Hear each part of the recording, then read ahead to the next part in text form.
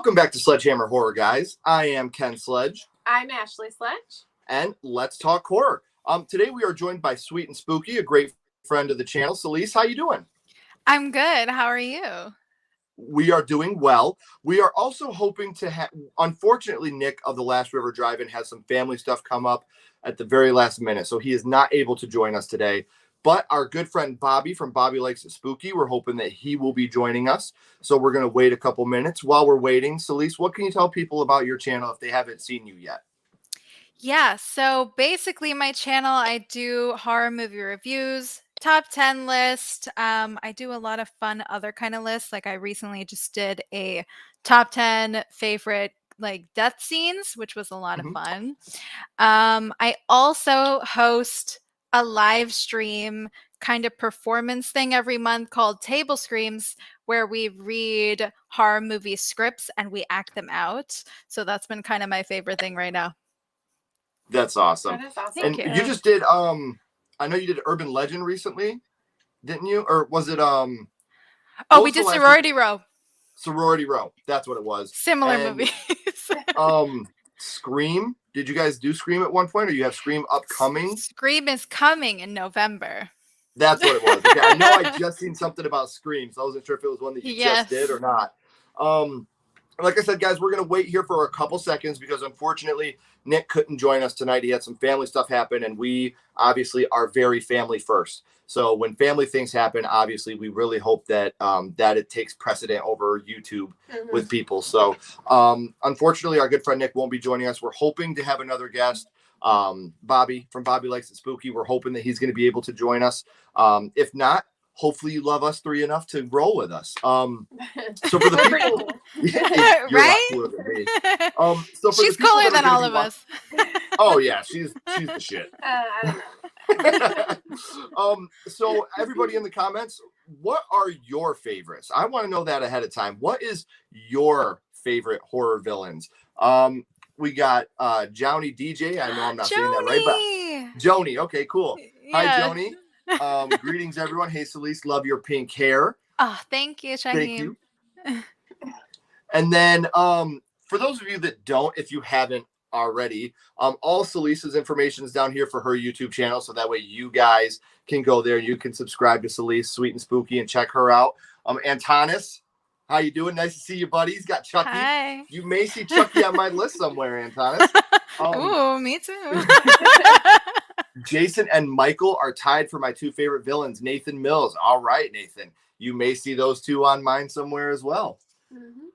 Possible. I think that I have a couple surprises on here. And for those of you that don't know, and Celise will tell you, my beautiful wife Ashley will tell you guys, if you're watching this live, thank you so much for joining us. This is so cool. I love talking to you guys. I know Sweet and Spooky Celise does.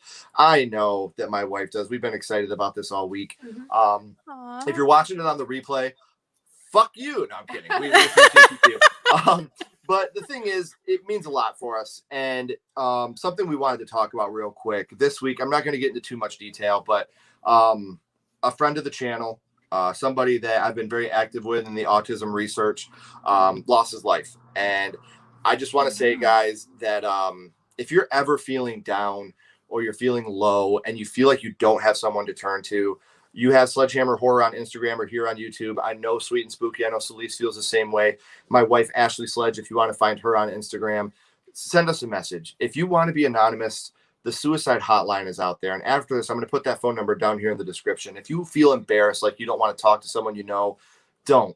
Come to someone you know, or call that suicide hotline if you would like to remain anonymous.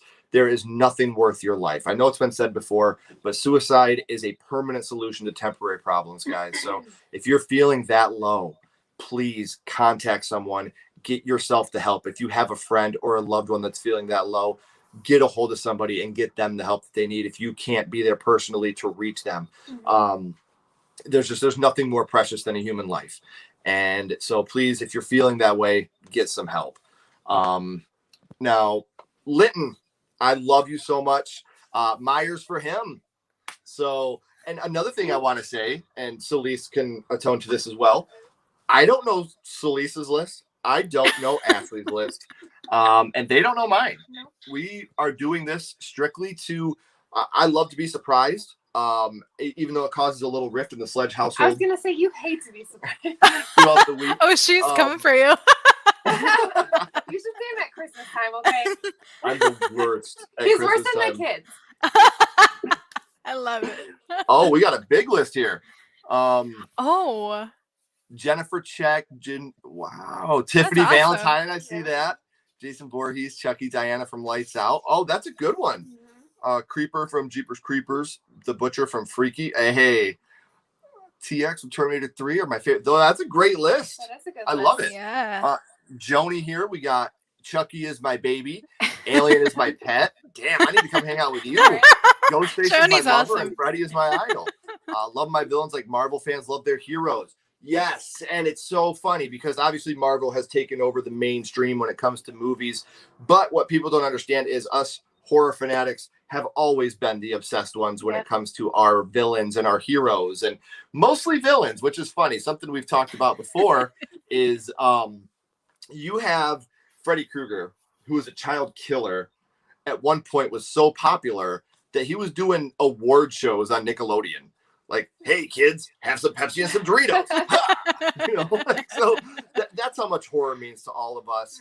I'm going to give Bobby a couple more minutes to see if he can make it in. If not, we'll get started with our list. I want to remind everybody once again, make sure you're clicking the links down here in the description. Unfortunately, Nick, for those of you that just joined us, he can't be here tonight. He has some family things that were going on, which again takes precedent. We totally respect and understand that. But I will have Bobby's links down there if he can join us during the rewatch. It's Bobby Likes It Spooky here on YouTube. He's a great friend of the channel. He's an amazing guy that we'd love to be around. So before we get started with our list, Elise, what are some other things that you have coming up on your channel that people can be ready for? Oh, I'm a little late to my Malignant review. It was supposed to be up on Thursday, and I've been pushing it back because I want to make sure it's perfect. So hopefully by Monday, that should be up. And yeah, for those who have just joined, in November, we will be doing a table screams of Scream. So that's super exciting. And Bobby is here. Yay! Bobby! Hi! Hey everybody, what's up? What's How you up? doing, man? Nice to meet you. Nice to meet you too. I'm a huge fan. Oh my gosh, thank you. I'm a fan of you. What? Thank you. I love I'm super excited to have the both of you here. This is something that when we figured out that Nick was unfortunately not going to be able to join us tonight because he had some family things, the first person I thought of was my Bobby Likes It Spooky. So I'm so glad and honored, Bobby, that we could have you. Thanks for coming on so last minute. Yes. No, of course. I literally just rushed in here. so pardon me if I look a mess, but You look great. Yeah, you're beautiful. So you. Bobby, before we get started with our list, why don't you tell people about your channel? I already said it's Bobby Likes It Spooky here on YouTube. Can you tell people a little bit about what you do for the people that are watching here live and the people that'll be watching on the rewatch?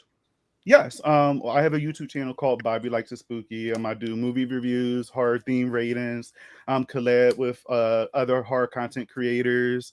And I just like to have a lot of fun on my YouTube channel. Anytime I get any chance I get a chance to collab with other horror content creators, I just go for it because I just love the horror community. Everybody's so great. Everybody's been so wonderful, including you guys. So yeah, that's what my channel is all about. Like, I just like to have a lot of fun. Yeah, and we're so glad to have you here. So like I said, afterwards, I'm going to re-edit the video, obviously. So it says Bobby Likes It Spooky instead of the Lost River Drive-In. For those of you that, I'm going to say it one last time, Nick couldn't be with us tonight because he had some family things. For those of you watching on a rewatch, I'm so sorry you had to hear me say that 5 or 6 times. But we do have Bobby Likes It Spooky. We do have Celise Sweet and Spooky, and then we have Sledgehammer Horror Spooky. We're gonna add Spooky to the end of our name. I love this. Hey, now I should have changed my name to right. So what we're going to be doing here tonight, guys, is we're going to be ranking our top 10 horror villains. And because we're cheaters, we have honorable mentions as well. So if you guys want to Ashley does not. She's not a cheater. I don't. I don't cheat. If you guys want to have an honorable mention or two, I'm totally fine with that. But real quick, I asked in the chat, who wins in a fight to the death, y'all? Michael or Jason? My dude Antonis with the correct answer of Jason. So that's what I say. So what we'll do is we'll just go around the room and we'll say who we think is going to our top 10. I will start off with my honorable mentions. Do either one of you have honorable mentions or no? No, I don't. Nor do I. Okay. Oh. My lame ass is going to be the only one with the honorable mentions because I couldn't do just the top 10. So I have 2 honorable mentions, and for me, they are Predator and Pinhead. Okay. I love Predator. I love Pinhead. But my thing is, I don't think that I know them enough to put them in my top 10. Pinhead's great. I love the Hellraiser franchise. I love 1 and 2, I should say, and then the rest are okay. And then I Predator, agree. same thing. I love 1, and I'm not a fan after that, so I couldn't put them in here. Before we go on, got a couple here. My vote is Jason. It does depend because there's a human Jason and zombie Jason. Michael is still somewhat human under the possession and a supernatural curse, so it's kind of a tie in my opinion. I can rock with that, Shaheem. And then Nick, buddy, don't apologize, man. I promise you, we will get together and do this again, man. Family first. Something we always say. You got to take care of your family first. If your best friend doesn't know she's your best friend, who's going to tell her, man? So you do what you got to do with your family. I respect and appreciate it, and I love you with all my heart. And then Nathan says Jason easily. Gosh, I love it when everybody in the chat is so right. So since we look, I'm a fan of Michael. I'm a Michael head. I Okay. agree. I'm Me a- too. I But- totally take Michael over Jason. Damn. I Same. should All have right, stopped. I will while say was there. this. No. So I love Jason. I will say Jason have Michael as far as the kills because Jason got some creative fucking kills. Okay, like Yeah. that man, he just whatever. But it's just something about Michael, man. That's my homie. So Mhm. Yeah. I agree. I feel See, that. I can't wait to see where Michael falls on your guys' list and for you guys to see where and if Michael falls on mine. So since I started with my honorable mentions, Ash, would you like to start off with your number 10? Sure. So number 10 for me is Samara Morgan from The Ring. Ooh. Yeah. So she scared the crap out of me. I remember the first time I ever watched The Ring, I was still living at home and I was like, my room was like downstairs, the only one downstairs. I was like, I'm not sleeping down here by myself. Like that chick is creepy. So Yeah. if you can scare me, then you're gonna make my top 10. Well, I've already said that I think The Ring is in the top 3 all-time best PG-13 horror movies. I mean, for that movie to be as scary as it is and be PG-13 is a wonderful work of art. Okay, we got someone to disagree. Linton, Myers all day. We can't always be right, Linton. I still love you. And then Shaheem, the Lost River Driving, God bless you. Yes, Nick is amazing. Like I said, he'll be back. We'll be doing something together here soon. So, Celeste, you want to give us your number 10? Yes. So my number 10 is actually Patrick Bateman from American Psycho. Hey, Paul! I think that he's like a really complex character and he isn't just like your regular slasher who's like slicing and dicing people. And I mean, it's scary because people like him actually exist. Like they really do exist around us. Like I used to work on Wall Street and I saw people like that every day. It's terrifying. Like he's really scary and he has some awesome kills too, but And his charisma, like, oh you yeah, want to root and for like him. king of self-care. Yeah. And He's I great. watched an interview with him and he said that he modeled that character around Tom Cruise because Tom Cruise Yes, was I saw such that.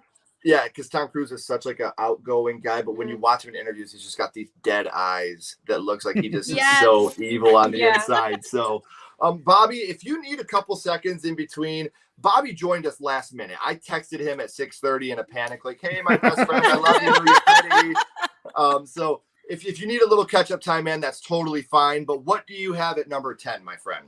number 10, I thought about y'all might hear my dog. Sorry, y'all. They're lonely. My number They're trying to 10 yell at you who the number is. Number 10. It's that damn minor 49er. He's been giving Scooby-Doo the business. Pick him.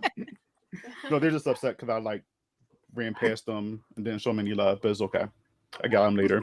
My number 10 is I was cheating a little bit. I was going with the Firefly gang from House of a Thousand Corpses and Devil Reject, but I'm gonna go with Baby Firefly. Okay. I'll go with Baby Firefly just because I mean, Otis and the gang are all cuckoo bananas. They're all crazy, but it's something about Baby, just her, just not giving a fuck. Yeah. That laughter is a little annoying, but also infectious. I love it so much. And I don't know. I think Sherry Moon Zombie played that role very well. We don't really see too many female villains, and I want to add her on here just because we don't have too many of them, and I feel like she's just not, talked about as much. As ridiculous as she is, she's a good time, and I just feel like she should be on this list, so I got her as number 10. Okay. See, and the thing for me is like with Rob Zombie, it just kind of gets annoying. Like, why do you got to have your wife in everything that you do? And people that do that really annoy me when they got to include their wife in everything they do. Shade. No, that is shade. No, As you look at your wife. Ashley's like, I got to go return some videotapes. It's funny because people really do bitch about that. And you know what? To your credit, Bobby, what I want to say, the reason I just brought that up, ironically, is I couldn't imagine anybody but Sherry Moon Zombie playing that role. Because, yeah, it's Rob Zombie's wife, but you know what? She's fucking amazing. She is great in the role. So I got to agree with you. I love Baby, and I love her in that franchise. Now, this is something that I want to bring up real quick. Joni said Death from Final Destination. Now, hear me out. I've always said that Final Destination is a slasher franchise. Final Destination is a slasher franchise without the slasher. Because even if you look at number 1, when the water runs out from under the toilet and then it comes back, like Death is trying to cover its tracks, it's a total slasher. So I love that answer, Joni. And that's going to bring me into my number 10. Don't look, cheater. I wasn't cheating. My number 10, I put him at number 10 because it's arguable that he's a villain. And that's Jack Torrance from The Shining. Okay. Oh, he's totally a villain. I know, but he does love his son. He does love his wife, and it's the place taken over. Yeah. So you could make the argument that he's not really the villain. But to me, you want to talk about someone with charisma that you love to hate. When he's walking up those stairs, he's like, I'm not going to hurt you. I'm just going to bash your brains in. Like, I love Jack Torrance. I love Jack Nicholson. I love The Shining. There's so much about that movie that I think is amazing. And he is that prototypical, what's the word I'm looking for? He's the physical manifestation of addiction. When he's clean and sober, he's a great guy. When he's drunk, he's just a worthless piece of shit. So, I mean, I absolutely love the physical manifestation of addiction when it comes to Jack Torrance. So coming in at number 10 for me would be Jack from The Shining. Real quick, Shaim, that shows how much marriage is capable and strong when couples love to work together in film and music videos. I completely agree. When you can work with your partner on more than just your life and your children, and you can agree on everything, it makes your life so much easier. And when you do things like this, it's not a job, it's a hobby, and we love to work together. So, and to be able to bring amazing people like you guys on is amazing. Nathan said his 10th spot would go to the gas mask killer from My Bloody Valentine. Ooh, okay. And it's funny. It took so much for me not to put him on here because I love the movie. I love John Water. It's just so amazing, and I wish I would have put them on there. But so now, which one? The remake, the original, or the remake? How about that, Nathan? Original or remake? Which one are you choosing? While Nathan's writing his, Celeste, do you want to do your number 9? Yes, my number 9 is Ghostface. Is anyone surprised when I talk about Scream all the time? Yeah, I think he's awesome. He's terrifying.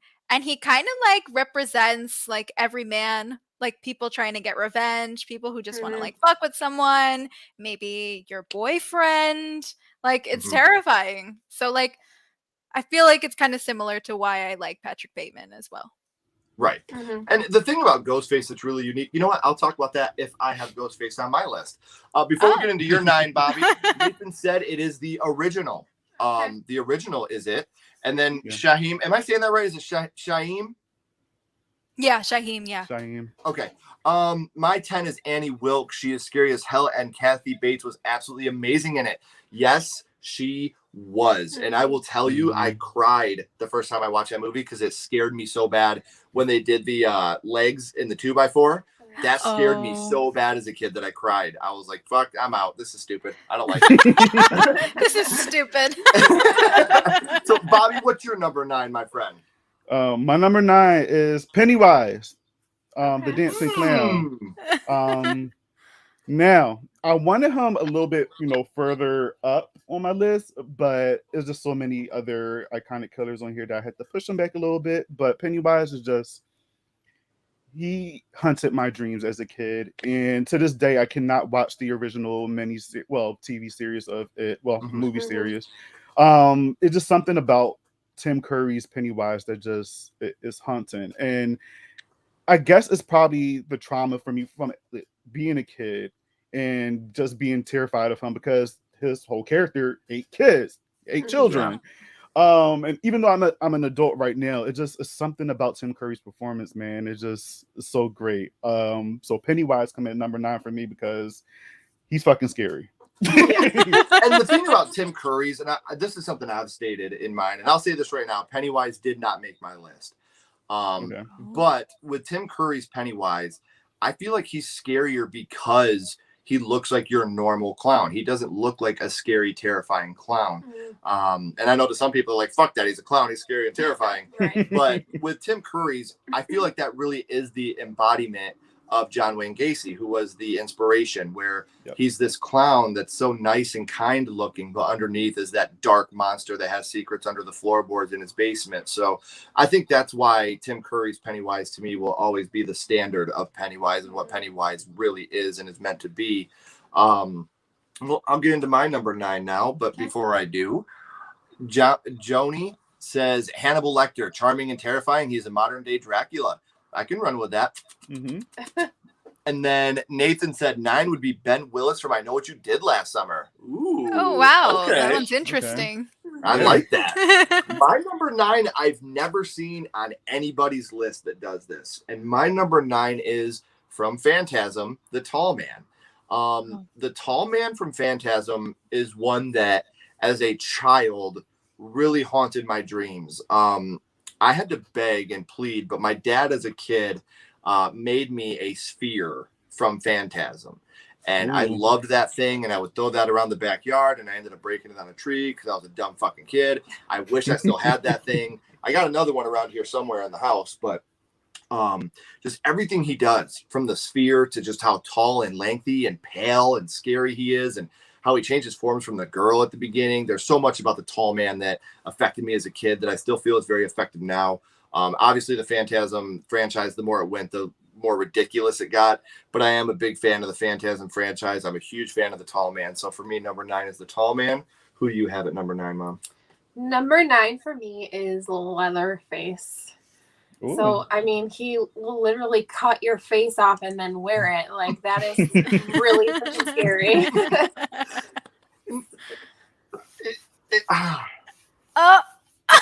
Hold up. Ken, what's up? What's that? No, you know what? I don't think I did. Let me make sure before I put my foot in my mouth. I didn't include Leatherface. And I think the reason I didn't is because I'm just not a fan of the Texas Chainsaw franchise. Please don't get twisted what I'm saying. The first Texas Chainsaw Massacre is a work of art. Mm-hmm. More than a horror movie, more than a slasher. It's an artsy film. It's very beautifully shot. It's beautifully done. The second one is hilarious. It's what I think is the epitome of great horror comedy. But after that, it's a huge, much like Jurassic Park, that's a huge pile of shit. So for me, wait, what's Jurassic Park? Now Bobby's got to go return some videotapes. So yeah, I mean, but I get it. Leatherface is absolutely terrifying. He is absolutely terrifying, and now I kind of feel like an idiot for not including him. But so since we started with Solis that time, Bobby, let's start with you, my friend. Let's go to number 8. Who is your number 8? My number 8 is Brenda from Urban Legend. Ooh. Mm-hmm. Well, I don't think about Brenda. Now, Brenda, she gave me all the life I needed. You know, like, I mean, I understand that Urban Legend is not like the perfect horror film, but it's one of my favorites. It's very flawed, but it's still a fun time. It's a fun movie.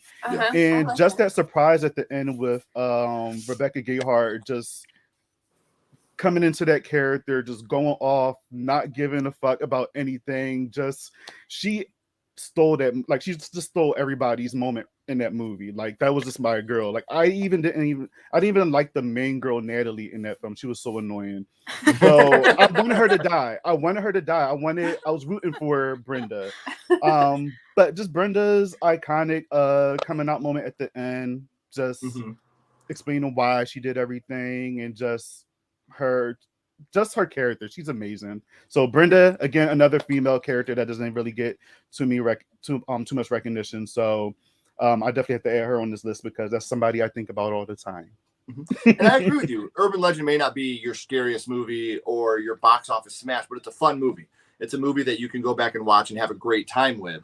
I can say because of that movie, when I leave at nighttime, I check my backseat. Backseat of the car every time. I love it. I want to catch up on some comments here real quick. Linton says number 9 is Mary Shaw from Dead Silence. Not only is that an underrated movie, that's a very underrated villain. Yeah. So true. You gotta beware the stare of her. I've heard. Word on the street is you should beware the stare of Mary Shaw. So, Shaeen, my 9th pick is Ghostface, only because other people in Ghostface costumes is horrifying and highly unpredictable, and that's just terrifying as hell for me. Yeah. Killing you without reason as well is scary. I love it.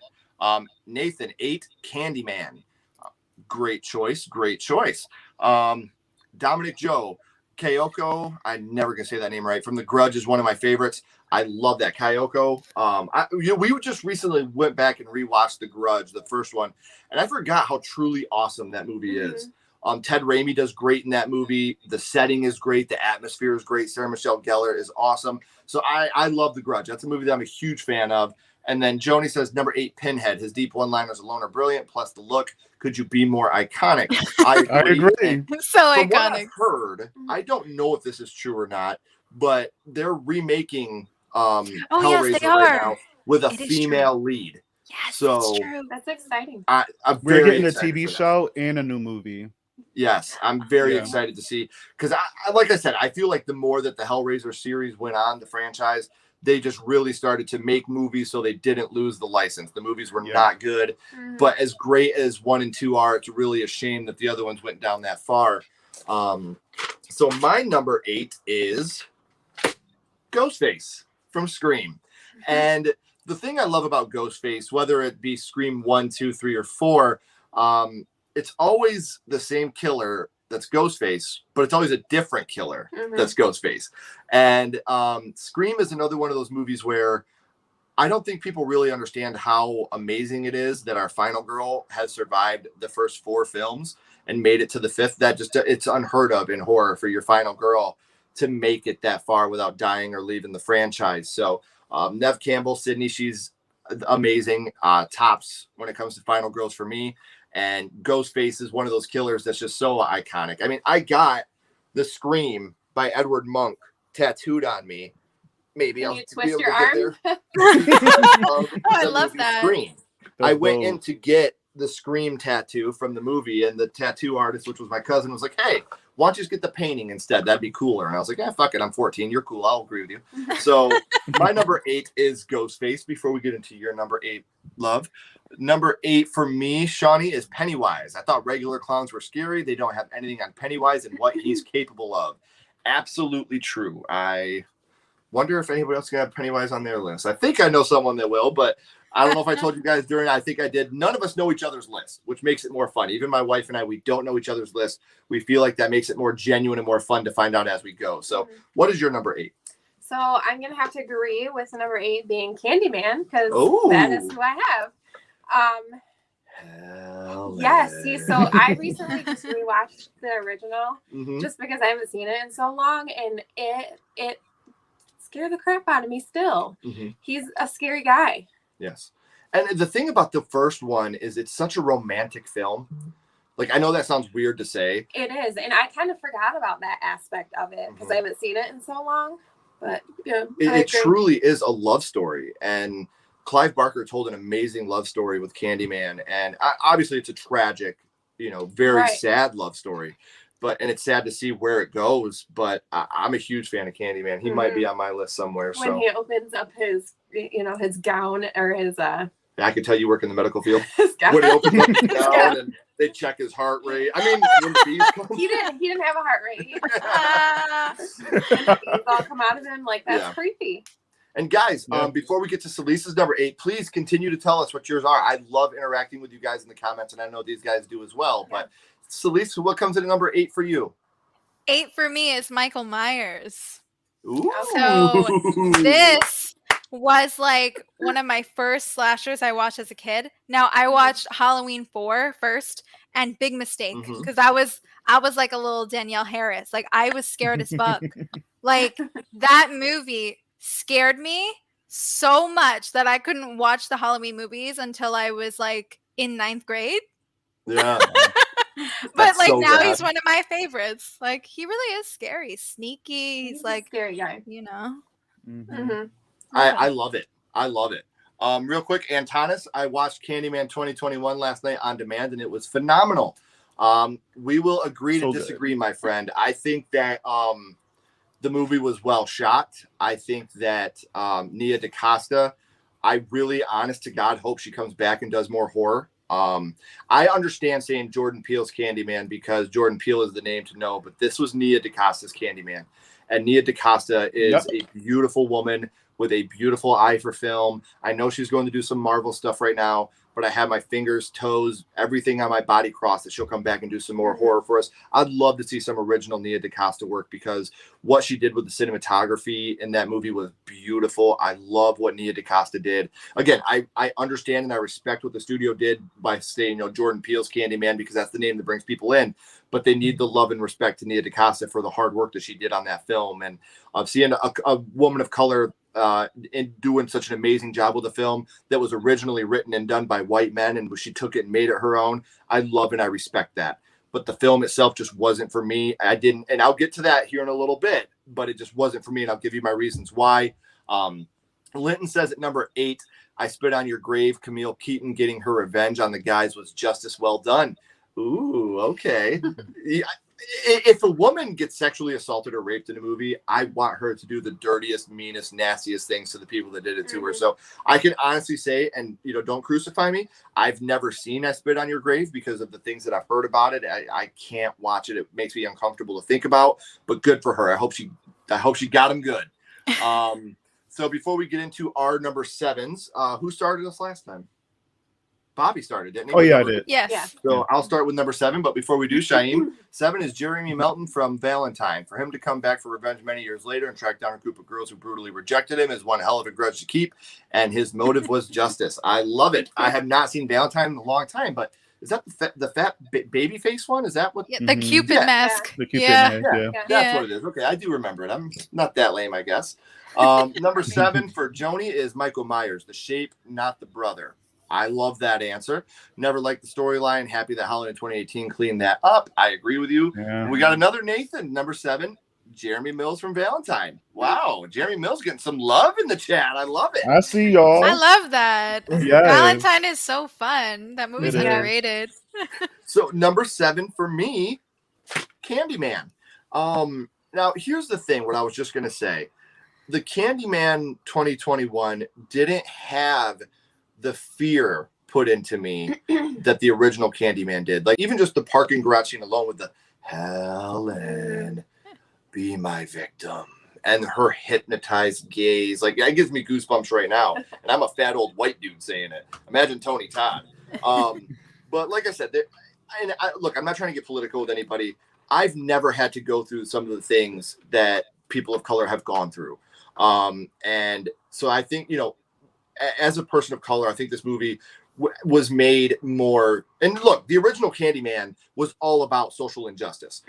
But this one, like the scene in the cop car, I've never, ever in my life wanted anyone to die as much as I wanted that cop to die in that movie. When he's like, this is what happened, right? Like, that's fucking disgusting. And the reason that's so disgusting is because that shit really happens. And it's disgusting and it's pathetic. And we talked at the beginning about how no human life is worth being taken, especially under disgusting circumstances like that. So I've never in my life wanted someone in film to die that bad, but I'm going off topic. I'm sorry. with the original Candyman, there's so much in that movie that really scared me to the bone. It scared me all the way, whether, like I said, it was that parking garage scene or the scene of the little boy getting his penis chopped off in the bathroom. As a young boy myself at that time, I was like, well, I'll never go in the bathroom again. I'm going to pee in my pants with my wiener safe. So That's why you peed your pants? that never grew out of it. So yeah, number 7 for me is Candyman. What about you, my love? Number 7 for me is Annabelle. I love it. Yeah. She's just her face, the way it's painted is creepy, and she's a very creepy doll. Mm-hmm. I'll give it to you. I like it. Okay, thank you. And there's that realness to that too. Yeah. You know, you have that it's all inspired by true events. So Right. I'll fuck with it. All right, I'll give it to you. Even though the actual like real It's like a Raggedy Annabelle Ann is like doll, isn't it? Raggedy Ann, yeah. Mhm. Wouldn't have been as scary if you had a Raggedy Ann. Those doll. dolls are kind of creepy though. Like They really are. Yes. Yeah. Oh my come god. on, I don't fuck with the way they look. No. Nope. Well, especially after that movie, there's no way you're going to be. Yeah. So who do you have at number 7, Celise? Oh, I have Annie Wilkes. Okay. There we So go. I think she's another like character that has a lot of depth, and she really kind of represents like the negative aspects of success. So I think that that's really realistic. So it's scary, and I mean, Kathy Bates was phenomenal in that role. Iconic. Iconic. I know you've been getting out of bed. Like Love so it. scary. I love Misery. It's such a great movie, even though it made me cry like a baby. So what about you, Bobby? Who do you have at number 7? I have Pinhead, Hellraiser. Pinhead, just love him. I've been obsessed playing with him on Dead by Daylight because I've been Yes, me too. Yes. Dead by So I Daylight. just been getting people out of here with the chains. Love it. Would you like But- to open my box? Oh, I love that. You have everything. I just love it. Oh my gosh. I need that. Right. So dope.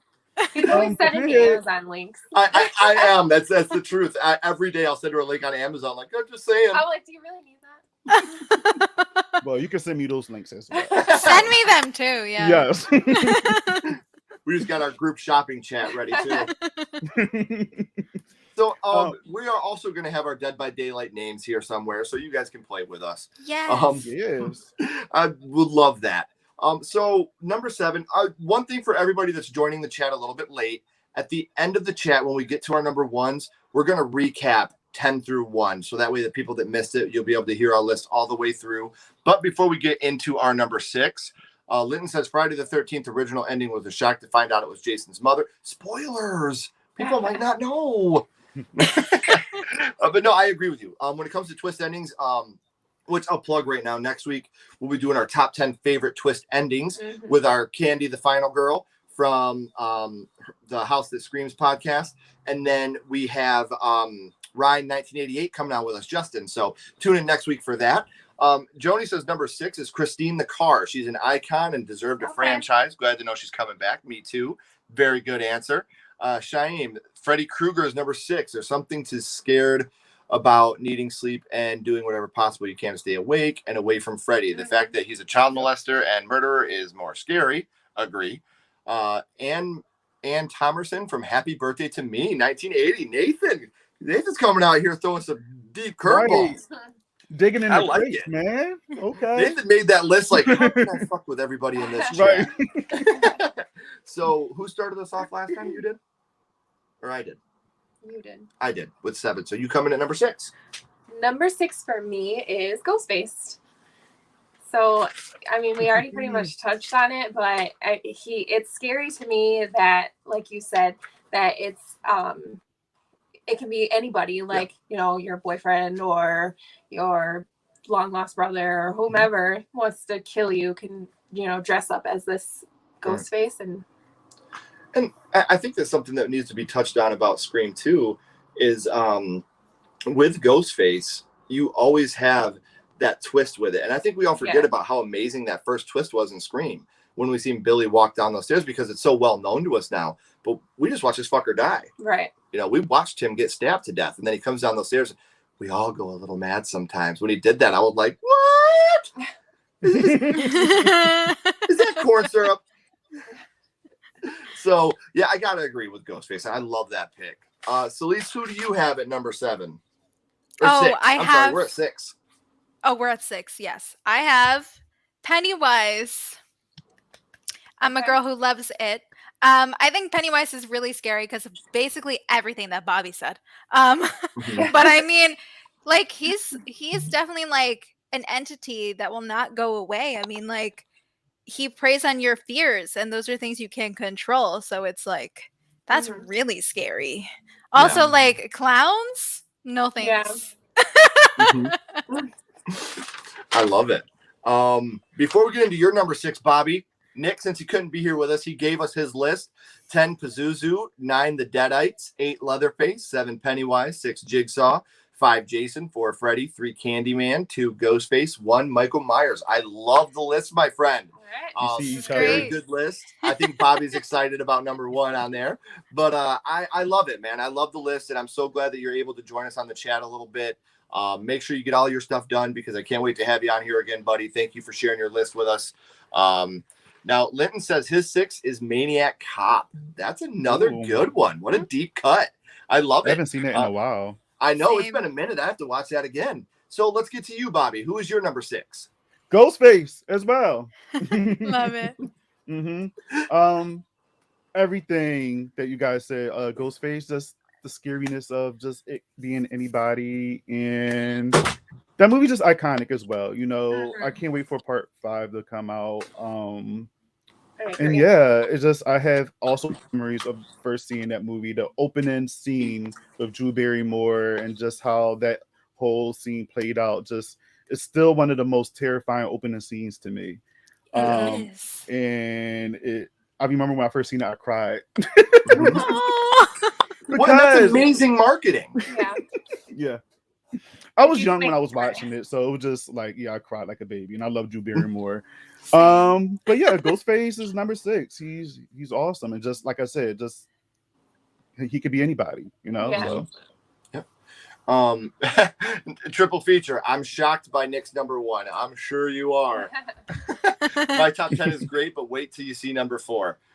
I can't wait, Triple. I need to see your list, please. You're always involved in these, and I love having you here. Thank you for coming on and sharing with us, guys. Everybody in the chat, continue. I love to read these as we go. It makes our night so much better. As much as I love talking to them, we all love talking to you too. So thank you guys for joining us on the chat. My number 6 is The Shape, Michael Myers. Love it.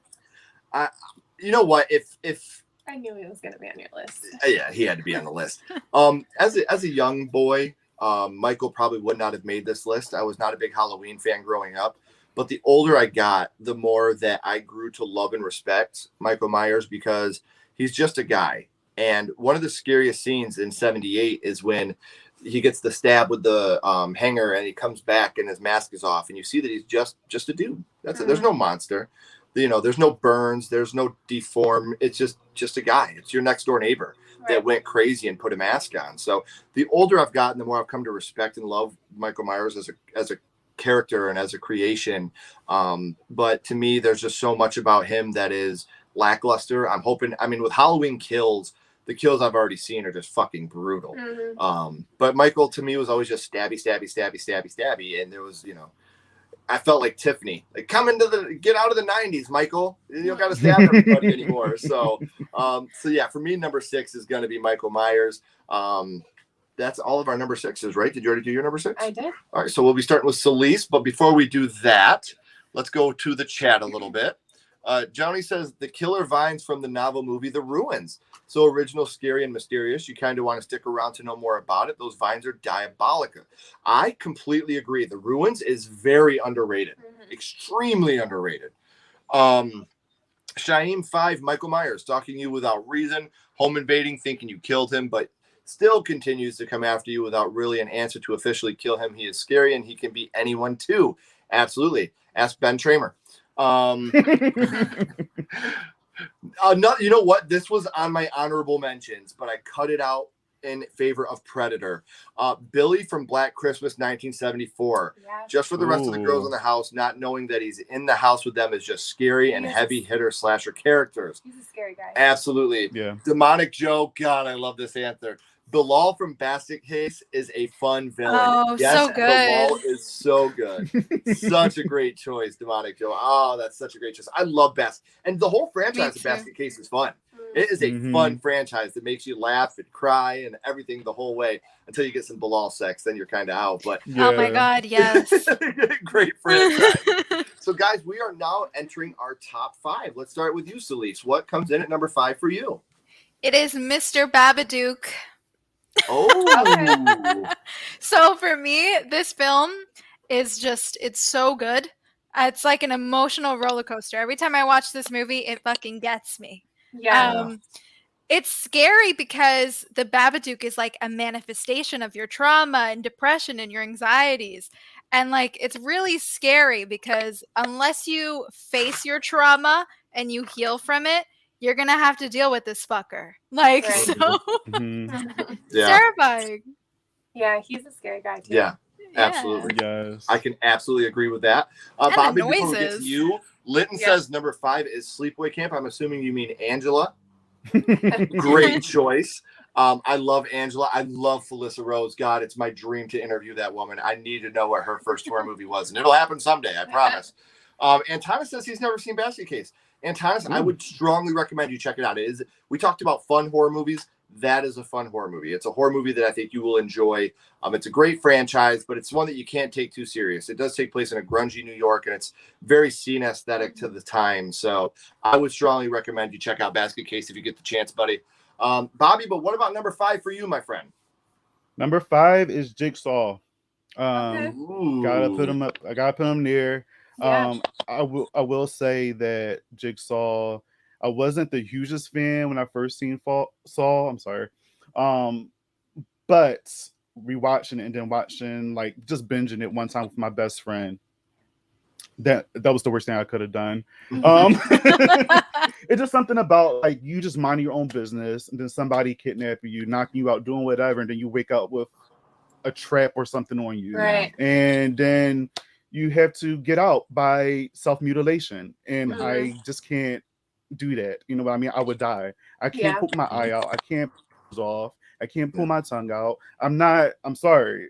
I can't. And I can't harm anybody else. Like, I would die. I'm sorry. So I think I'd also die. So I believe I would too. Fuck that. I'd kill all 3 of you.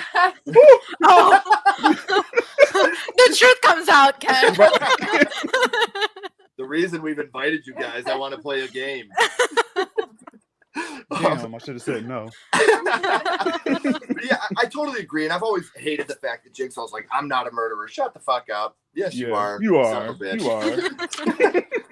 So my number 5 is my big female on the list. And that would be from the amazing sequel to The Shining, Dr. Sleep, Rose the Hat. Okay. I fucking love Rose the Hat. She is, you want to talk about diabolical and scary, but beautiful, and just so, there's something about her voice that is so relaxing, and you just want to trust her. And when you see what they do to the baseball boy, and even what she does at the beginning, you know, you almost think of, you know, Frankenstein when she's luring that little girl to her. I want to show you a trick. And Rose the Hat, and the way that she commands her pack is just amazing. And I love Dr. Sleep. I think it's right on par with The Shining. So maybe it's ironic that I have 10 as The Shining and 5 as Dr. Sleep. But Rose the Hat to me is just tops when it comes to female villains. Angela Baker's obviously on there, but you can't compete with the pure evil that is Rose the Hat, because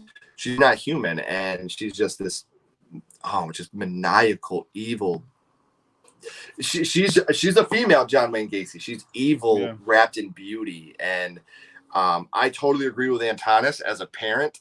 What happened to the baseball boy was hard to watch. Yeah, same. It's one of those things where, and you don't have to be a parent, guys. Please don't think I'm trying to be condescending like that. Like, I'm a parent, so I know better. No, you're watching a little boy get murdered in a brutal. It was classy, as weird as that is to say. Mike Flanagan shot it to where it broke your heart. It was tasteful. It was very tasteful. So, yeah. For me, number 5 is Rose the Hat. But did we all do our number 5s? Or did you not do I haven't done mine. Okay, before we get to your number 5, Joni says number 4, Chucky, my baby. No need to say anything else. Thank you for birthing that to us, because as everybody here knows, Chucky's my favorite horror franchise. Child's Play is my number 1 horror franchise. So I have to say Linton real says, quick though, that was funny because Elise, I remember you had the Chucky when you was like, "Don't mess with me and my son." Something like that. Oh yes! Don't talk to me and my son ever again. Yeah. that's died. awesome. Linton says 4 is Alice, Sweet Alice. Great choice. And then Shaim, 4, Chucky. I was traumatized as a kid by Chucky. The idea that he's a grown man who is also a notorious serial killer and a doll trying to get inside your body is scary. He's sneaky and unpredictable too. Yes, there's always to me something scary about a grown man trying to get in my body. Something about that really freaks me out. Yeah, that's weird. So what is your number 5, my love? So funny enough, my number 5 is Chucky. He's like what, 3 feet tall, Yeah. but he gets the job done, and he's creepy looking, and yeah, he's a scary little doll. And I love Chucky, and I love his wittiness and his, how he, after he kills someone, his little one-liners. Presto. Yeah. Yeah. So let me ask you, is your Chucky Charles Lee Ray? It's Charles Lee Ray. Okay. Yes. I just wanted to clarify. Yep. Just wanted to clarify. So I agree. I think that Chucky, he may still be on my list somewhere. So we won't talk too much about him yet. 4, Madman Mars. You've lost me here, Nathan. Yeah, I think that know Nathan Madman is Mars. just. I think Nathan's just going to the most darkest places and finding these names like, I'll get them eventually. Nathan, I love you so much. You are always a great person in these chats. Thank you for joining us, my friend. I appreciate it. So now we are up to our number 4. Celeste, you started that time, correct? I think so. Bobby, you want to start us off at number 4, my friend? Sure. Number 4 is Candyman. Okay. Again, Candyman.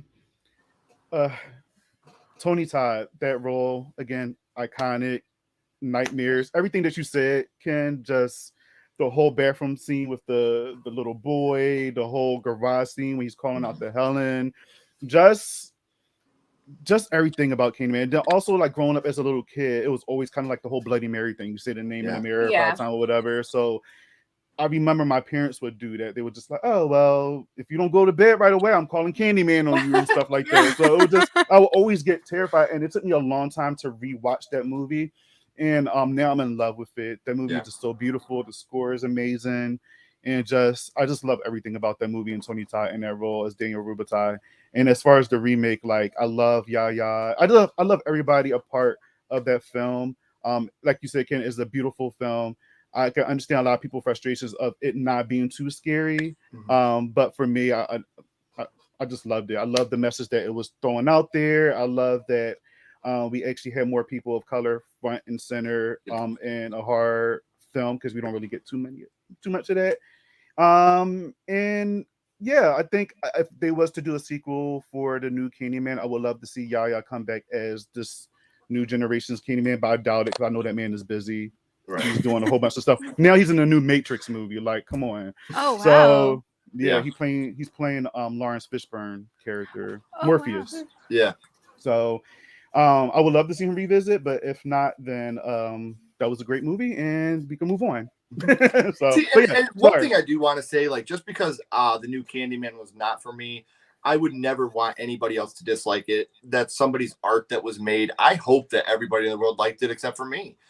That's where I am with those things. I would never want anybody to dislike someone else's art. And I wanted so bad to enjoy the movie more than I did. But I'm hoping we get a sequel because of the way it ended. I'm not going to spoil it because sure, it's on demand now, but I'm not an asshole. So the way the movie ended, I thought, is where it was about to pick up, and then it just ends. So I would absolutely love to see the franchise continued as long as Nia comes back. That's the one catch I have. I need Nia DaCosta to be a part of it, and I need her to be 100%. More front and center in the promotion because I can't say enough good about that. I know that's not why we're here, but when we walked out of the cinema, the thing that me and Ashley both said was we weren't huge fans of the movie, but gosh, it was beautiful.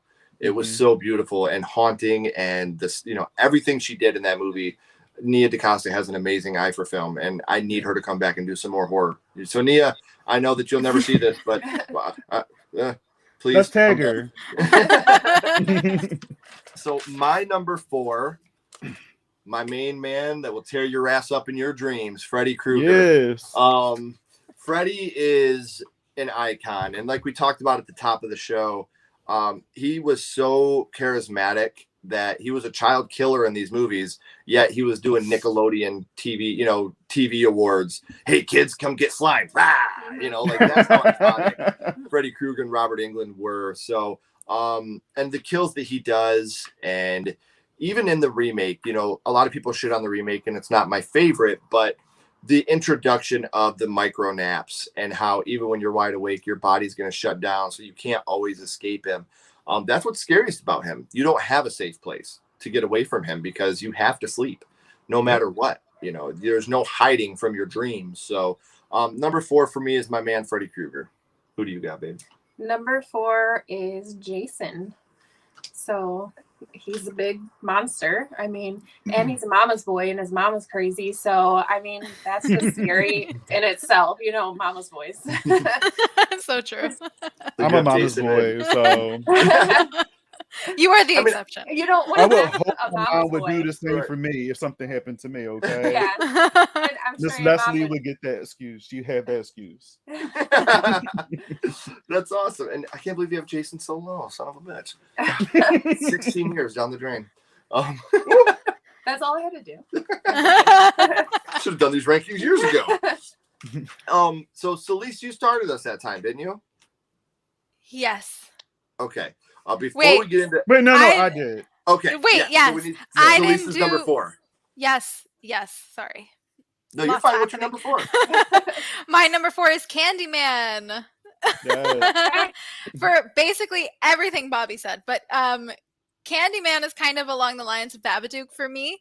I feel like he represents something greater than himself, and he's a complex character that affects like all avenues of other characters' lives. And I mean, the outfit and the hook, Tony Oh, Todd, yes. a whole vibe, an icon. Like, love him. That voice. Yes. Yes. Everything about Tony Todd is the embodiment of horror. Whether it be in Candyman or whether it be in one of his bit pieces in one of the Final Destination movies, he always is the embodiment of what amazing horror is. Before we get into our number 3, so we're almost we're at our bronze medal, but before that, let's go to some of the people here in the chat.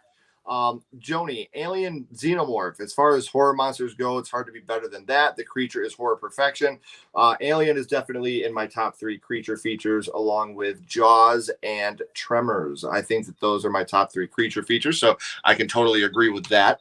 Nathan, I love this answer. Art the Clown from Terrifier makes Pennywise look like Krusty the Clown, and the Hold gore in up. that film proves it. He's a terrifying clown. David Howard Thornton is one of the sweetest men I've ever talked to in my life. He is Art the Clown, and he is a kind, gentle, wonderful man, and you guys are going to be blown away by Terrifier 2. I will tell you that. There are certain things in this movie that are going to blow you away. I can't wait. Shaim says, Ginger Fitzgerald. There's something about wholesomely attractive yet horrifyingly fun about a female who has no filter or sympathy for humans once you become a monster. Ginger was a great example of that. I'm lost here. Who's Ginger Fitzgerald? Can someone From Ginger Snaps? Ginger Snaps. Ginger Yeah. Snaps. Yes. Yeah. Werewolf movie, correct? Yes. Yes. Okay. I have not seen Ginger Snaps in a long time, but I remember that it had a pretty awesome werewolf transformation, if I remember correctly. It was on par with American Werewolf in London. Not quite as good, but up there. Shame. I'm sorry that I let you down by not knowing that. So Bobby started this last time, so I will start us off with our bronze medals here. For me, number 3, John Kramer, Jigsaw. I completely agree with the fact that you talk about iconic voices. Hello, I want to play a game. That's another one. John Kramer's iconic voice and the traps that he sets. And now I'm going to be the one to say it. The first Saw movie is not an amazing movie. It has an amazing twist. It has some amazing plot points, but the editing is shit. A lot of the acting is completely terrible. The thing that makes that movie is the twist and the trap set by Jigsaw. and the whole franchise is carried by him. Now, Spiral, I love Spiral. I think that Spiral was an absolutely fantastic take on the continuation of that story. But to me, John Kramer is the Saw franchise, and the brilliance that he has and all the things that he's gone through in his personal life, to me, makes him one hell of a villain. Celeste, Ash, before we get to your number 3, let's do this real quick. Art with horror, my buddy Art. How you doing, my friend? Hi, Art. He says, getting ready to go see Malignant. Hey, buddy, I hope you enjoy it. I am one of the people that absolutely loved it. I loved it. Ashley and We've watched it twice already. Same. So it, to me, reminds me of The Dark Half by Stephen King on crack. That's what this movie reminds me of, and I think that it is so awesome. I'm not going to say more, Art, because I don't want to spoil it for you, buddy, but I'm very excited. Tomorrow, me and Art will be filming our episode of My First Horror Movie, so I'll be learning how it started for Art, so I hope you guys are ready for that. And then number 3, Linton Jones, Slaughter High Marty. Wow. You want to talk about a deep cut? Slaughter High. Wow. I love it, Linton. Linton, thank you for coming on here, man. You are so much fun to have. I don't know what that is. Slaughter High. It's a slasher from one of those really low budget slashers in the 80s. That's so 80s, yeah. I believe it's free on YouTube, if I'm not mistaken. It's on YouTube. Oh, Yeah, cool. I think it's free on YouTube, so you can check it out there. So number 3, you want to get to your number 3, my love? Yep. Number 3 for me is Freddy. Okay. I mean, the guy has knives as fingers. I mean, that's Annie haunts your nightmares. Like, that's scary enough. Not getting enough sleep, that's scary right there. Yeah. Like, True that. It is very scary when some people don't get enough sleep. yeah, this is true. I need to sleep. You know what? Same though. Same. So it's yeah. fine. I relate to that. Yes. I'm not a nice person. Yeah. I love it. Number 3, Freddy. Yeah. You have Freddy higher than me. Really? I already said Freddy. Oh, yeah. Yeah. Dork. I'm like, really?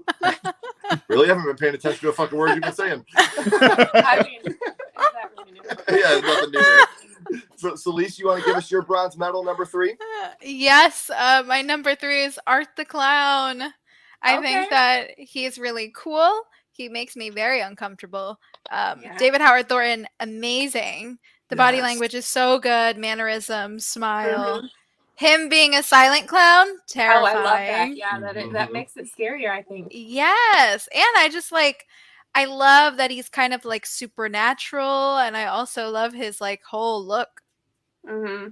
He's a cool character. Great. Yeah. The scene in the diner alone, when he's looking at those girls, is Yeah. So scary. it is. It's so I hate fucking it. scary. Yeah. Okay, before Bobby, we get into your number 3. Art says, definitely looking forward to it, my friend. Okay, got to take care, guys. Love you. Art, we love you too, buddy. Aw. Please You, text us Art. when you're done and let us know what you thought of Malignant, man. I hope it's not malignant for you. I hope that you enjoy it. So, Bobby, let's get into your number 3, my friend. Freddy as well. right. Freddy, I kind of, again, everything you guys said. You need sleep. You know, I love my sleep. I would turn into a monster if I don't get my sleep as well. I'm not a morning person. So yeah, Freddy is terrifying. And just that creation that Wes Craven that he did an excellent job. And one of my favorite movies is New Nightmare, and that version of Freddy is so terrifying to me. I mean, the leather pants, like, come on. Right. Freddy wearing leather pants is fucking iconic as well. But Freddy Krueger, man, just I don't know what else to say. He's amazing. You know, it's nothing like just trying to escape from your dreams and something like a character like that is coming after you and you can't wake up. You can't wake up and you die in your dreams and then that's it. So yeah, Freddy. I'm so glad you showed some love for New Nightmare, because without New Nightmare, we wouldn't have Scream.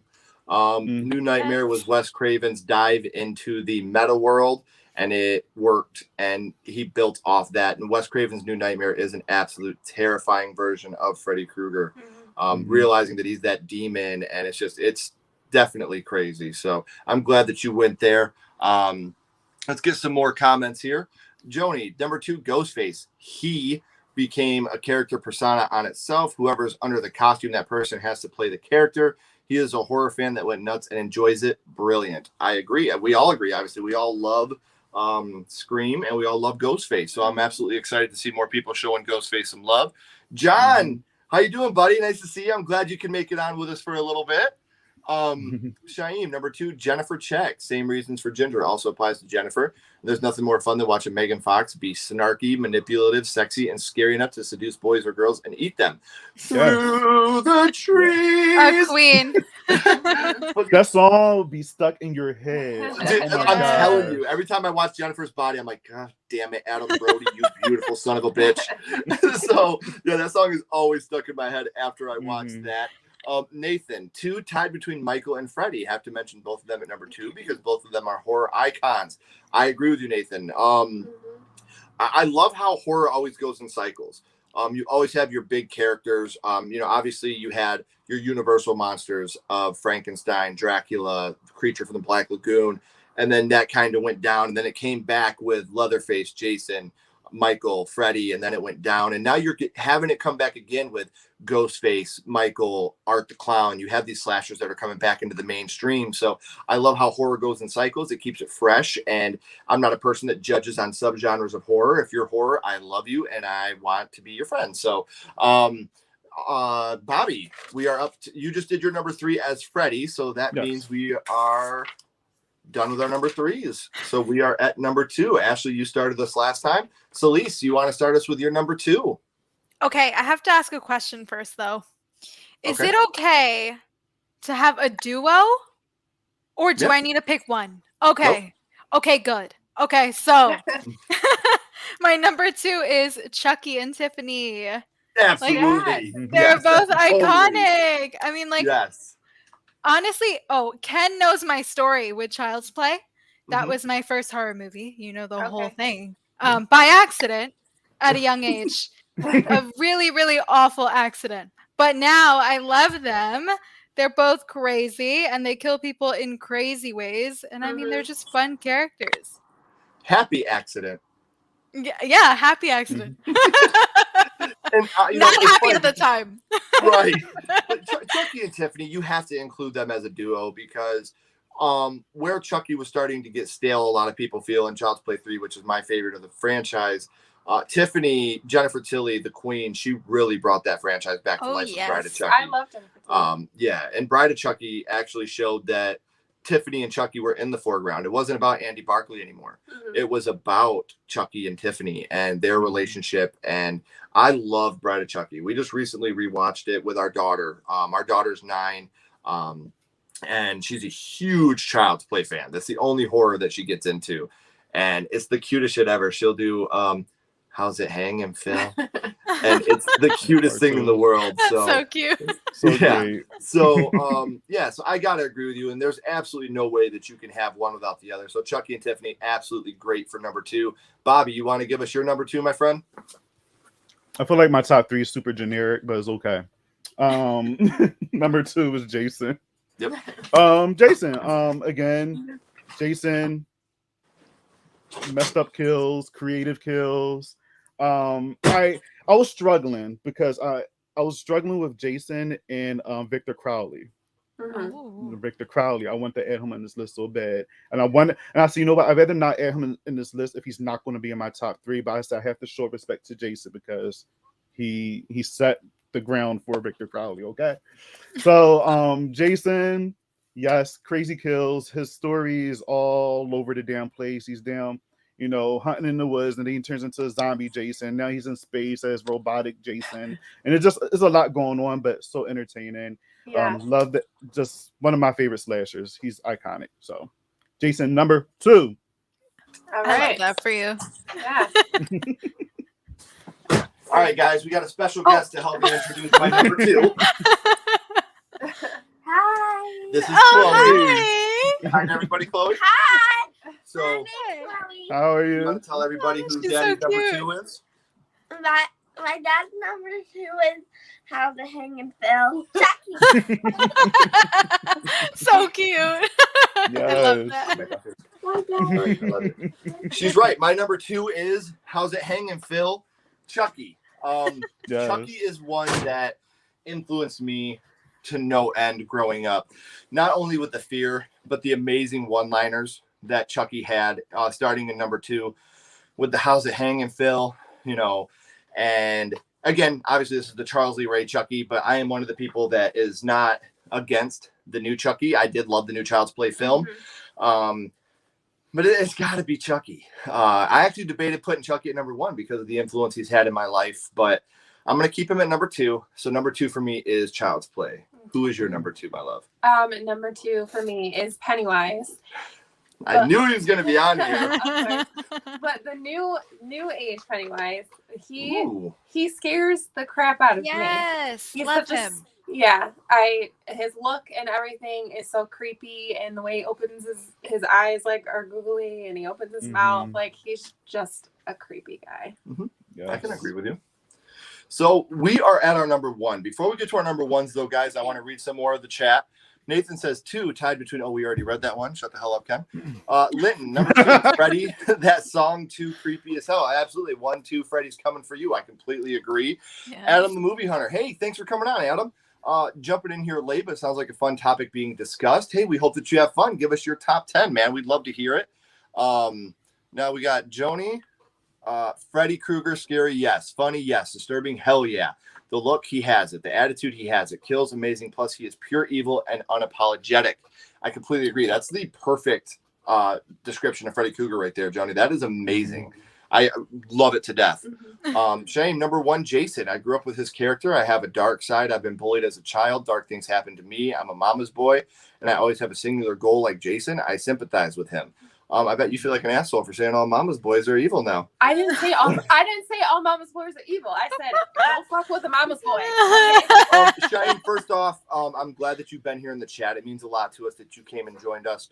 And from all 4 of us, I want to say I'm sorry about the dark things that happened to you as a child. Nobody, especially a child, deserves any type of darkness in their life. Absolutely. I'm glad that you came out of it. I'm glad that you're stronger for it. And like I said, our DMs, all of us are always open. If you're feeling like you're, Bobby, you weren't here at the beginning, but a good friend of the channel and someone that I've worked very hard with on autism awareness passed away. And so I just want to say to everybody, if you are ever in that dark place, the suicide hotline, if you want to be anonymous, if you're embarrassed about it, I'd rather you be embarrassed and anonymous than unembarrassed and dead. So there are always people that you can reach out to, me through Instagram or Twitter, Ashley through Instagram, Celise, Bobby, all of us. We will be there for you. We will make sure that we'll talk to you. We'll do whatever we can to try to help you off that edge because there's nothing more precious than your life. So please remember that. And Shaim, I'm so glad, like I said, that you came out of it, that you're still here with us. I'm sorry for any darkness that you've experienced in your life. Nathan says number 1, Jason Voorhees, the king of slashers, in my opinion, because he has the most kills out of the big 3 and big 4. And Derek Mears, Jason's my favorite villain of all time. Derek Mears did an amazing job as Jason. Let's, Bobby, my friend, before you give your number 1, if you wouldn't mind recapping your 10 through 2, so that way everybody knows your whole list. All right, my 10 through 2. Number 10 was Baby Firefly, House of a Thousand Corpses, Devil Rejects. At least why you laugh. No, I love that character. She's so funny. I'm sorry. She's so obnoxious. That's why I love her. She is. Number 9 is Pennywise. Number 8, Brenda from Urban Legend. Number 7, Pinhead, Hellraiser. Number 6, Ghostface, obviously Scream. Number 5, Jigsaw from the Saw movies. Number 4, Daniel Robitaille, Candyman. Number 3, Fred Krueger. And number 2, Jason Voorhees, Friday the 13th. I wonder who number 1 could be. I wonder. I mean, I had a feeling. Yes. I love it. Oh, it's right behind you as well. Love it. Yeah, it's right behind me as well. And it's over here. Hold on. There you go. Oh, yes. Yes. Are you really playing that? I am. It's iconic. Yes. Come on. I looked over at my Michael son's Myers. piano. I was like, I'm going to be cool for a second. Don't worry. The coolness is gone. He's showing off. No, keep doing it. It's amazing. Michael Myers is just, he's that guy. He's that guy for me. I can quote every line from that first movie. is amazing. I love all the characters in there. John Carpenter just did an excellent job creating that movie, especially it being a low budget movie and just how successful it got later on in the years is amazing. And just to see like where Halloween is at now and where Michael Myers is at now, like we getting Halloween Kills less than a month, and I wait for that film. I'm ready for the carnage. I'm ready for the violence. I'm ready for everybody to get got. So Yeah. I love it. so yes, Michael Myers. I mean, he, you know, I was scared of this character when I was younger, and I just grew to love him. So he has to come in at number one. And I just talked with two good friends of mine, Chelsea and James, from the Dead Meat podcast. And they told me that Halloween Kills is on par with Rob Zombie's Halloween, with the kills and the brutality. So that's got me very excited. I'm so excited. Yeah. That was my favorite part of the Rob Zombie's Halloween, was the kills and the brutality of the kills. Tyler Mane was an amazing Michael Myers. So Yes, very I agree. excited to see where they go with the Halloween Kills. Before we go into my number one, Shaim says, Sledgehammer Horror, thank you so much for your appreciation and sympathy. I've been having a blast with all four of you, and I'm so grateful to still be where I am in my life, including on this live stream. Tonight's a blessing. Anything that we could possibly do to make you feel good means more to us than you could ever know. Absolutely. We love doing this. Obviously, we have a great time doing YouTube. As YouTube creators, we try to be influencers. And obviously, not only are we parents, but friends and daughters and sons and nephews and nieces. And we just try to be the best people that we can possibly be. And the horror community is the best community in the world for finding people that you can truly fall in love with on a platonic level and share good times with, bad times with. Will always be there for you. So I don't want to get too corny on here anymore, but we all I know love I'm getting you. misty eyed. I know. So We all love sweet. you. We all appreciate you. It's the most non-inclusive group in the world is the horror community. So we're all here. We all love you. Thank you for joining us. Adam says Leatherface and Chop Top, I hope got some love somewhere. They did. Chop Top not so much, but Leatherface did. Ooh, Dominic Joe, The Nun is one of my honorable mentions. That's a good one. Yeah. That, you know what, we recently did a top 10 movies we'd like to see remade and actually included The Nun because we were not impressed with the Nun movie, and I think that it's a great story that could be told better. Because she's so Yeah. creepy. Like Mhm. I just Right. I expected more from her. We needed more of her in that Same. movie. Yeah. Same. Yeah. Otis is in the top 5 for Adam. I'm curious for the honorable mentions. I'm the only one that had honorable mentions because I'm the only lame one that couldn't come up with a regular top 10. So my honorable mentions were Predator and Pinhead. Those were my honorable. I have two. I just thought of some. Sorry. Okay. Oh. Here we go. Bobby's going to cheer when we find All out. right. So I feel Who are your guilty. honorable mentions, Bobby? Good. No, I felt guilty because like everybody was mentioning Leatherface, and I thought I had him on my list, but I didn't. So Leatherface is definitely an honorable mention. I know he should have been in this list, but I had for some other iconic characters. And the other one is Sam from Trick or Treat, the little guy. Oh, I love Yes. Sam. Yes, I mean, come on, that little guy is starting to become a Halloween staple. Like Yeah. Michael Myers. If you know what you think about Michael Myers, you also have to think about Sam when it Mhm. comes to Halloween. Oh my because gosh, I if have you don't like celebrate- the cutest thing. Wait. And the if thing it's is, a like, doll, I have one too. I've Aw. It's a mug. That's I awesome. love it. And it's funny because people talk See, about, I yeah. want a Trick or Treat sequel. I want a Trick or Treat sequel. I don't. I would like to see a Trick or Treat prequel, like a background, a backstory of Sam. Yeah, I that would would be awesome. love to see a backstory Yeah. of Sam. I think Yes. that'd be incredible to see how Sam started.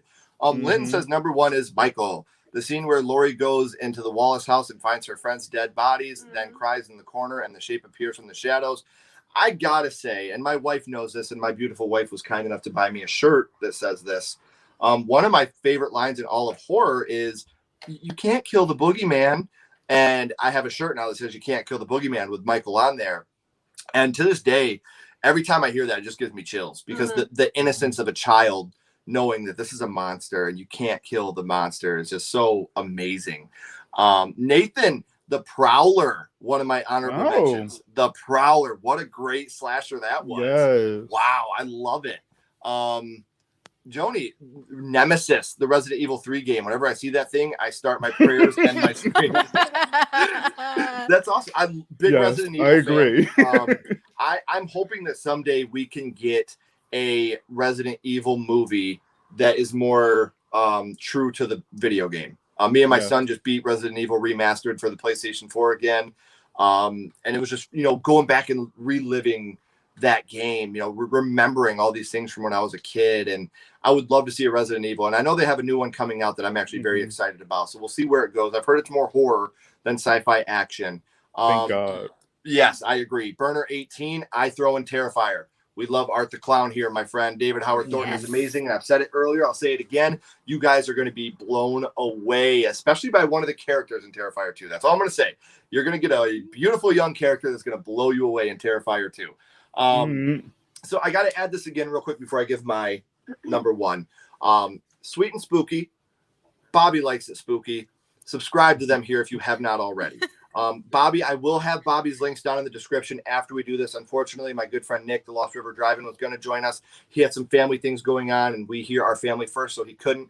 Bobby came in at the last minute, like WWE wrestler coming out of the shadows and helping us out here as our mystery tag partner. So I appreciate you guys coming on. And everybody, if you haven't subscribed to them, please make sure you do. You will not regret it. They both have amazing content, and I feel so honored not only to have them here, but to call them friends. It's such an amazing thing. And if you haven't subscribed to Sledgehammer Horror, I think you should do that too, because those guys are pretty cool. Yes, so 100%. Do it. So I'm going to give you my countdown and then my number one. Hold on. Hideki from the Evil Dead Trap. Evil Dead Trap. Wait, I'm lost what? on this one. Yeah, me too. Hideki from Evil Dead Trap. I don't know. You've lost me here, Adam. What is this? Please tell me. I'm going to give my countdown, and then I want to come back to that because I want to know what that is. So for me, my honorable mentions, like I said, were Predator and Pinhead. Number 10, Jack Torrance from The Shining. Number 9, The Tall Man from Phantasm. Number 8, Ghostface from Scream. Number 7, Candyman. Number 6, Michael Myers. Number 5, Rose the Hat from Dr. Sleep. Number 4, Freddy Krueger. Number 3, John Kramer Jigsaw. Number 2, Chucky. Before we get to my number 1, Adam says check his page later. I promise I will be doing that because I'm very interested to see that. So when we decided to create Sledgehammer Horror, the very first piece of merchandise that was made was the half Jason mask with the Sledgehammer Horror logo. Jason Voorhees is my number 1. Jason is everything I love about horror. He's scary. All his movies, you can say they're the same, but the kills are always brilliant in the Friday the 13th franchise. And, Jason, it is reinventing itself all the time. Whether you hate Roy Burns as Jason in Friday the 13th 5, A New Beginning, or you love it, I can honestly say that the movie itself it's a good movie, and it totally is Jason until the last 5 minutes. You can't watch that movie and be like, oh, I hate it because it's not Jason. Shut up, man. It's totally Jason until the last 5 minutes of the film anyway. And then you get Frank and Jason in, Friday the 13th Part 6, and then you get Tina in Friday the 13th Part 7, and all these things that are so amazing about Friday the 13th. And I absolutely adore Jason Voorhees. I think that he will always be my top slasher. He's the one I watched the most growing up, and he's the one that scared me the most, and I still get excited. And I loved the 2009 Friday the 13th. I've heard rumors that the lawsuit is settled. I hope that Victor and Sean can come to an agreement. Because I would love to see, Jason Blum of Blumhouse has said that he would love to do a Friday the 13th Blumhouse, and I think that Blumhouse could absolutely. Oh my gosh. And we're still getting amazing fan films. Like you get Never Hike Alone, Never Hike in the Snow, Roseblood is coming out, Vengeance. You have all these amazing fan films, but I would like to see something back in the true canon of Friday the 13th. So my number 1 is Jason, baby. Before we get into yours, I'm going to read a couple more comments here. Shaim says, Diana from Lights Out and the Tooth Fairy from Darkness Falls 2, incredible honorable mentions for me. They both play in the fear of everyone's mind and the dark possibly killing you. That's horrifying. We should have added the dude from Joyride. Candy cane. Yeah. A brilliant Japanese horror from Unearthed Filmed. Okay, I'm gonna have to check this out, Adam. I'm very excited to see this, man. I'm truly excited to see this. I need to know what this is. Terry from Blood Rage, also in my honorable mentions. Nathan, I love it. Great one, Nathan. I agree. Yes, Jason at number 1. You know it.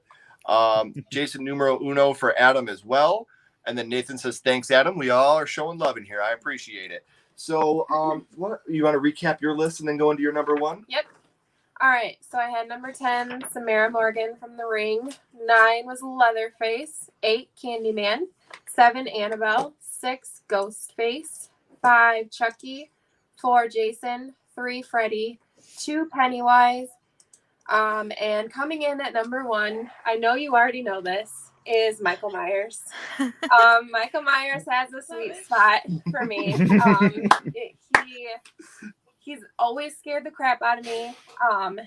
My dad, God rest his soul, he always had the Michael Myers mask, and he was a bigger guy, and he would love to like go walk around town with his costume on and like look in like the subway windows and stuff like that, and just freak people out. And I guess that's why I love Michael Myers so much. Yeah, her dad was an incredible man. We lost him to cancer 3 years ago, and he would wear the jumpsuit and the mask, and he'd walk around town at night and just freak like people on out. Halloween and stuff. He was incredible, and I think that's where my love of Michael started. Because, like I said, growing up, I was never a huge Halloween fan. And I think Randy really pushed my love of Halloween. So, him doing that was really incredible. I want to share this with you guys as well. Linton says another boss show, you guys. We got 4 fire emojis and an okay. So that's all right with me, Linton. Thank you. You're always so kind to join us, Linton. Thank you for being here. We appreciate you. We appreciate everybody in the chat.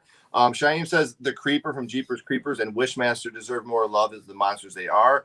Movie monsters in horror history, and they are both downright unpredictable and scary. Oh, they are my absolute favorite horror movie monsters. I'm sorry, I missed this line there.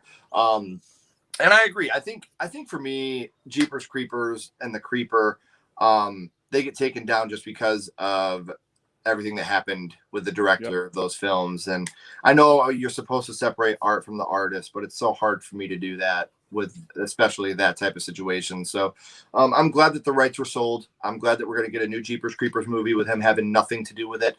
Maybe then I can give more love. And it sucks because that first movie was great, with Justin Long, and the acting was great. The little twist at the end, where'd you get those peepers? That was amazing. And then to find out everything I found out afterwards really soured me with those films. And I know that it shouldn't, but as a parent, and again, I'm not being condescending when I say that, but I look at my 13-year-old son, my 9-year-old daughter, and my baby, and anybody that could hurt something so beautiful is just, it sucks. So that's what I'll say about the Creeper. The character itself is awesome. The movies are scary, and Wishmaster is fucking awesome. Like those covers haunt my dreams. Like I remember I never watched the movies when I was young because I grew up in a video store, and the covers alone scared the shit out of me to Wishmaster. So I was like, no, I'm good. I'll save my wish for another day. I'm surprised nobody hasn't mentioned Leprechaun. Yeah, I know, and I think what it is Leprechaun is. I don't know. Leprechaun for me, it was always more comedy than horror, even as a kid. It was always more. And Warwick Davis is amazing. Don't get me wrong. But it was always just more comedy to me. Even as a kid watching that pogo stick, I was like, "Yeah, you fucking kidding me? Get out of here with that!" So no, nothing but love for the little shit. But I definitely was not that big of a Leprechaun fan. I was always more comedy to me. The Djinn and Wishmaster is pretty scary. Adam, gosh, you are awesome, and I would love to go back and revisit those. And another one that just barely missed my list was the Leech Lady from Puppet Master. She haunted, even though it was a puppet, that's why I left it off, and she didn't have that much. But man, in that first one, when she's holding that guy's mouth open and she's spitting the leech down into his mouth, horrible. So damn, I feel so lost. I haven't seen it. Oh, it's gross. Binge them. I will. Just watch them all. It's such a fun ride. It is fun. That's one thing I can say. It's fun. Celise, we have not gotten Celise's number one yet. Nope. Yes. We're all talking, and Celise is like, "Motherfuckers, you gonna let me get my number one or what?" I'm honestly scared because you guys said such iconic roles. Okay, let's start. Okay, so let's get into this. At number 10, I had Patrick Bateman. 9, Ghostface. 8, Michael Myers. 7, Annie Wilkes. 6, Pennywise. Sorry, my list is a mess. 5, Mr. Babadook. 4, Candyman. 3, Art the Clown. 2, Chucky and Tiffany. And my number one spot is the Creep from Creep. Has Ooh, anyone seen okay. Creep? Oh, yes. Okay. So I think he's a great character. He's played by the amazing Mark Duplass. Like, so good. So much of that was improvised. So amazing. And he's another one of those characters that's really complex. And just the thought of meeting someone online and then meeting them in person, and that's who you meet, like Mhm. someone as crazy and unpredictable as that. Like, I got to give it to him. Yeah. And Creep is one of those movies that I hear the argument isn't a horror movie. It's more of a psychological thriller. And it's like, dude, this That's is a horror fucking movie. It's a horror horror. movie.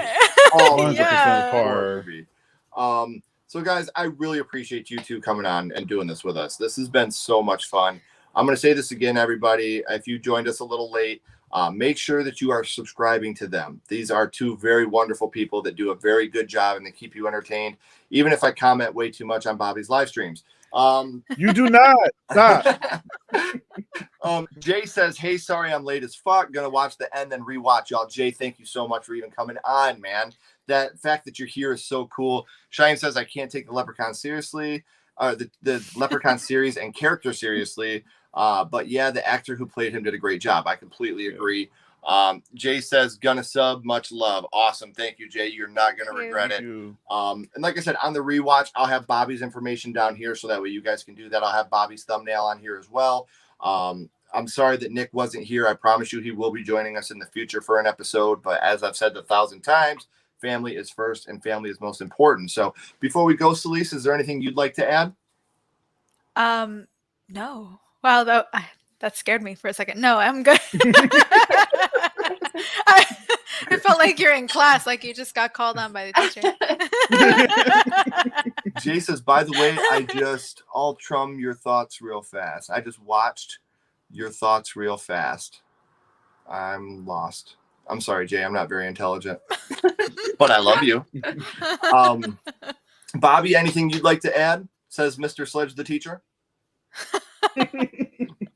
No, I just want to say thanks again for inviting me on here. This was a lot of fun. I was going to watch regardless, so I'm happy that I'm actually here instead of watching. So thank you. And then I actually get to meet Celise on here. Yes. So this was also awesome. This is So so happy to and meet it's so you. cool. Yes, when I texted you, Bobby, and you said yes, me and Ashley were both very excited because we're fans of both of you guys too. Not only are you guys friends, we're fans. We watch your videos. You know, we have our projector set up with YouTube in our living room, so it's like we're watching your guys' videos at the movie theater. So we very much enjoy. And then Jay said the movie Ultram, y'all gotta watch it. Legit scary. Never heard of it, so I will have to check it out. Check it out. Is it streaming, Jay? What service is it streaming on, if it is? We talked to Celise a little bit before, but Bobby, do you have anything coming up here soon that you want to promote a little bit for your channel? Well, I've been currently doing my American Horror Story streams. That's actually happening tomorrow. Love that. We'll be I did there. thank you. I did American Horror Stories. Now I'm doing American Horror Story double feature with friends and stuff. So that's been entertaining every weekend. Last week we dressed up as our favorite characters from the show, so that was a mess. I was Macaulay Culkin, and it was a lot going on as that character. And I have a few other movie reviews coming up, and I'm planning a Halloween episode very soon. So I guess watch out for that at some point in October. So when you guys hit the subscribe button on their channels, make sure you're also hitting that bell so you can get the notifications on when their videos are coming out or when their live videos are happening. So that way you can watch and be a part of it. Because they, like I said, these guys both take it to the extreme with their cosplay, with everything they do. It's so much fun to watch everything that these guys do. Something that me and Ashley wanted to share with everybody. In October, I can finally talk about a couple things now. October 10th and 11th, we will be going to Chicago, and I'll be filming my role for the upcoming Amazon Prime movie, Bride of Killer Pinata. We're very excited about that. That'll be out on Amazon Prime next year. My God, I love it. Yes, we're very excited. And then 2 weeks after that, which would be October 24th, we are meeting up with, I can't say the person's name yet, but somebody that was a script supervisor on American Horror Stories. We're going to Salem, Massachusetts, and they are going to be helping us write our movie that we are hoping to be filming next year, which the way that we're describing it right now, because we don't want to get too in-depth about it, imagine if Hocus Pocus met Art the Clown. So already, Yes. you said Hocus Love Pocus. it. I said, Yeah. all right. Hocus Pocus is my Yep. favorite. Yep. It's Yes. so good. I love So it. good. If Hocus Pocus met Art the Clown, that's what this movie would be. I'm So ready. we're meeting up with one of our friends that's a script supervisor for American Horror Stories, which we're super excited about, and we're gonna go from there. So we'll keep you guys all updated on that. Before we go, Please. Jay says it's free on Tubi, so he is talking about Ultram. It is free on Tubi, but it's on a few platforms. I'm going to write that down right now because I'm going to have to check this out. I always love to get movie recommendations. Mhm. And then Shaim says, so much fun tonight, guys. You four are a blast. I'm about to go and watch Shudder Superhost. Yes, please watch Superhost. I have a very exciting announcement about Superhost that I can't say just yet, but something really Oh. awesome You involving got all that say. Superhost Okay, Look Ken. is going to Ken be is doing everything. Right. Ken, coming Monday. Something very exciting about Superhost. Ken I'll is be living letting you life for guys all know. of us. Yes. I'm loving Yes, absolutely. All the love of and all love for all four of you and the horror community. Love you all so much. Good night, guys. Shaheem, thank you so much for Night. joining us. We really enjoyed having you. Everybody, you two, don't go anywhere. Me and actually have a couple more things to say to you guys. Everybody else, thank you so much for watching. Whether you were watching it live or watching it on the replay, I love you for joining us. Please make sure you're subscribing to my beautiful friends' channels. And until next time, guys, keep talking horror, stay what you are, and we'll see you guys soon. Bye, guys.